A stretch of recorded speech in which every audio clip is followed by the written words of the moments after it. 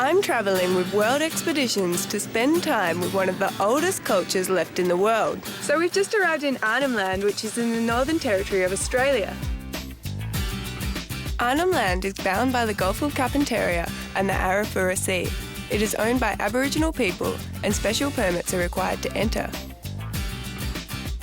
We've been invited by the Timaru Land Management team to help them with their coastal cleanup project. On our arrival, we were welcomed with a traditional smoke ceremony. The ceremony pays respect to ancient Indigenous traditions and to ward off unwelcome spirits. Welcome to Cape Arnhem. By combining traditional land management and Western science, the Timaru Rangers strive to protect their land and their culture for the future. This logo represents the two moitis working under the one umbrella. This flowers is called Mauka, and it's the meaning of all the people working together. The vine brings us together.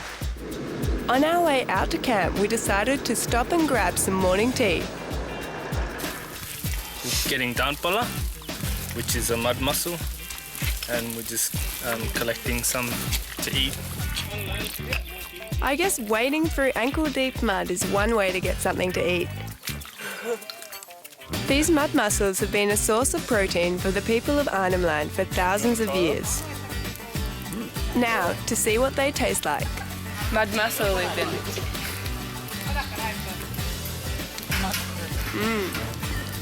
These mussels are considered an absolute delicacy by the Aboriginal people of the area.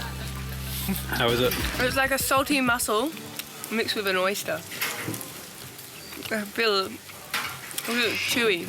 I reckon one's enough for me. From the bush, we head straight to the beach to find out what the biggest problem is for these rangers. Every year, more than 6 million tonnes of rubbish get dumped into the sea.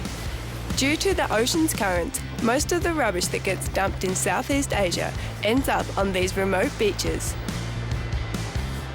We're going to spend the next couple of days helping the rangers pick up as much rubbish as possible.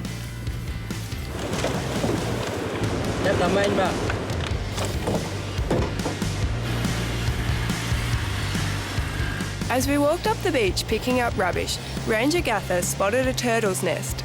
We found greenback turtle nest. Greenback turtles are endangered. However, because turtle eggs are a traditional food source, Indigenous people are allowed to take them. With a bucket of fresh turtle eggs, we decided it was a good time to take a break for lunch. We headed down the coast to one of the rangers' favourite lunch spots. Fresh oysters off the rocks. I couldn't bring myself to eat a turtle egg, but I'm happy to get stuck into oysters. I've eaten a lot of good oysters in my life, but without a doubt, these were the best I've ever had. If you're not too keen on the idea of raw oysters, the rangers have figured out a way to lightly toast them. With no supermarkets around, oysters and turtle eggs are a part of the daily diet up here.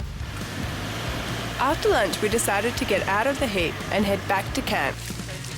On the way back to camp, the rangers collected some firewood and some thin trees so that they could show us the skills of spear making. And we're making spear. Spear making is a tradition that is passed down from elders to young men, and only men are allowed to make spears. And what really surprised me is that these spears are still commonly used for fishing. The next morning, we head back to the coast to spend another day picking up rubbish. One of the main things that wash up here are ghost nets. Ghost nets are fishing nets that have fallen off or been abandoned at sea by fishing trawlers. They have a devastating impact on the environment. They drift through the oceans, entangling and killing all sorts of marine life. The rangers' main objective is to get the nets off the beach before they get swept back out by the tides and do more damage. I couldn't believe it, but over 2 days we managed to pick up about 1.7 tonnes of rubbish, which can give you a pretty good idea of how much rubbish is still out there.